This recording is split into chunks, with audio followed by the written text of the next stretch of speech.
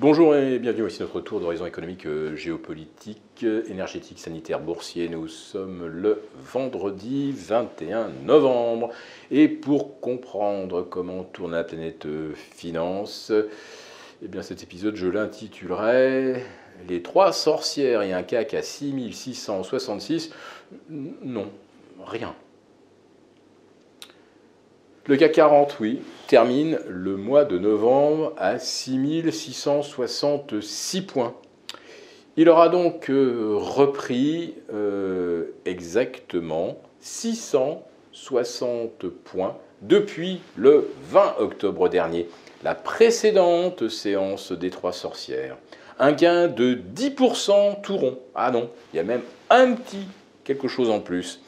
Ça fait donc de ce mois de novembre un des mois les plus bullish, non pas depuis 2020, depuis le début du XXIe siècle. Comment un tel prodige est-il possible? Alors que si vous regardez bien, par rapport au 20 octobre dernier, les taux ont encore monté. Le loyer de l'argent est plus élevé. L'inflation est toujours au-dessus, et même nettement au-dessus des 10% en Europe et avoisine les 8% aux États-Unis. Le prix du pétrole n'a quasiment pas rebaissé.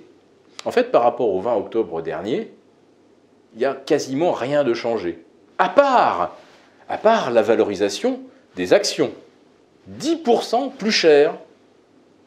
Et on se demande donc à quoi on pourrait attribuer ce petit miracle. Est-ce que parce que l'euro commence à se redresser et que les investisseurs américains se disent « Ah, pourquoi pas aller acheter quelques actifs en euros ?»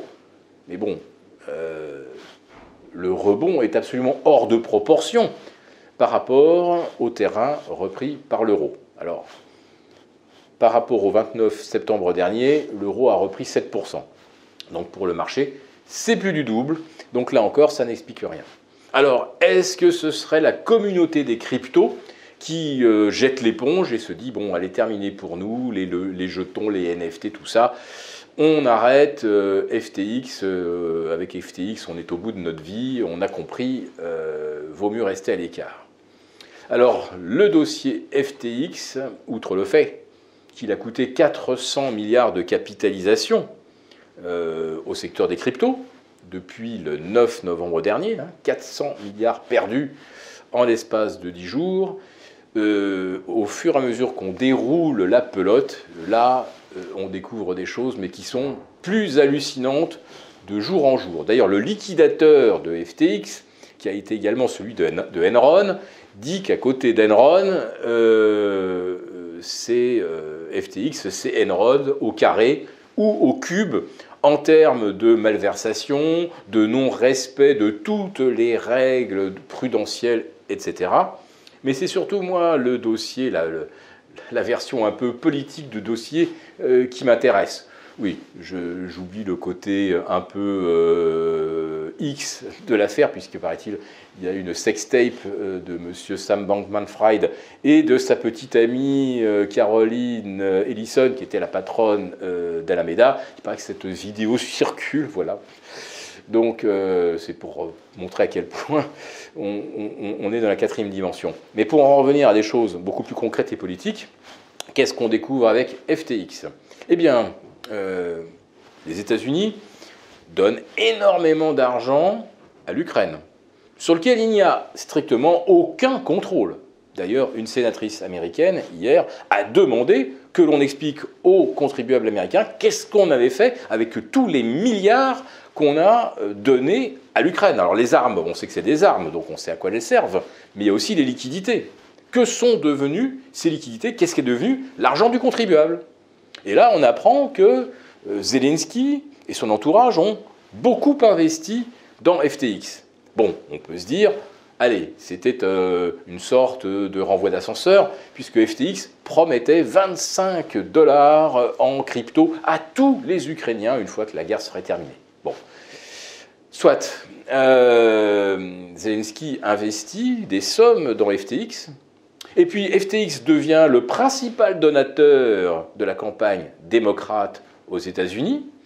Alors là, on se dit, mon Dieu, est-ce que cet argent, passé par on ne sait quel canot pour atterrir dans les poches de Zelensky, pour ensuite se transformer en investissement FTX, qui se transforme à son tour en soutien aux démocrates et qui ont justement été ceux qui ont organisé les transferts d'argent vers l'Ukraine, est-ce que derrière tout ça, il n'y aurait pas quelque chose d'un petit peu louche? Et c'est là qu'arrive, alors là, la merveille des merveilles. Le jour de la faillite d'FTX, la plateforme se fait hacker, et là, il y a plus de 600 millions de dollars qui disparaissent. Alors, certains mauvais esprits se demandent si ce hack ne tombe pas au mieux pour permettre à quelques proches de Sam Bankman-Fried de ne pas avoir tout perdu dans la faillite de FTX. Ce hack aurait peut-être même été une sorte d'inside job, et qui en a bénéficié? Maintenant, pour être complet, le gouvernement des Bahamas a sommé donc FTX de transférer tous ses actifs donc, au gouvernement des Bahamas qui va suivre la liquidation. Et tout ce qui vient de FTX et Alameda, ça ne représente pas plus que 660 millions de dollars. Autrement dit, FTX prétendait peser plus de 8 milliards. Eh bien, toutes les cryptos qui ont été déposées chez FTX, toutes les sommes d'argent qui ont été avancées à FTX, de tout cela, il ne reste que 660 millions de dollars que eh bien, les clients spoliés vont devoir se partager dans je ne sais combien de trimestres, une fois qu'on aura fini de démêler tous les chevaux FTX. Autrement dit, effectivement, ceux qui avaient mis des cryptos ne vont quasiment rien récupérer, peut-être un centième de Bitcoin symbolique. Si cette vidéo vous a plu, n'hésitez pas à nous mettre un pouce. Très bon week-end à tous et rendez-vous lundi.